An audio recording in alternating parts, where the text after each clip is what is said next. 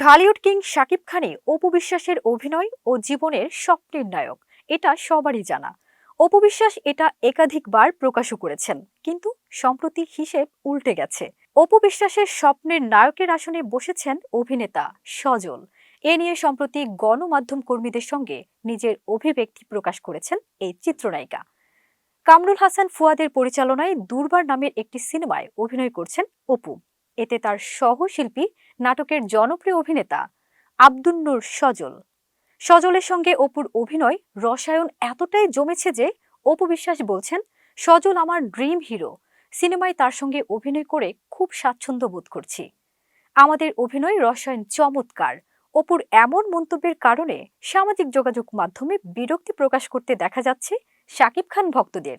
এখন দেখার বিষয়, শাকিব খান অপুর এই ধরনের মনোভাবকে কোন চোখে দেখেন।